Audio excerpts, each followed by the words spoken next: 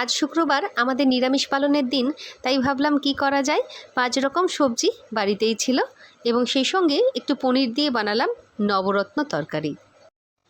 রান্নার জন্য কড়াইতে তেল গরম করে তার মধ্যে দিয়ে দিয়েছি একটু জিরে ফোড়ন, তেজপাতা ফোড়ন আর গরম মশলা ফোড়ন। মশলা হিসেবে দিয়ে দিয়েছি একটুখানি আদা বাটা, লঙ্কা বাটা, কাঁচা লঙ্কাই দিয়েছি, আর সেই সঙ্গে দিয়েছি একটু কাজু বাটা, চারমগজ বাটা এবং 2 চামচ মতো দই। খুব ভালো করে মশলাটা নেড়েচেড়ে নিয়ে দেখো সামান্য জল দিয়ে দিলাম। এর মধ্যে মিশিয়ে দিয়েছি ভেজে তুলে রাখা পনিরগুলো। হালকা হাতে একটু নেড়েচেড়ে নিয়ে ঢাকা দিয়ে 5 মিনিট সেদ্ধ হতে দেব।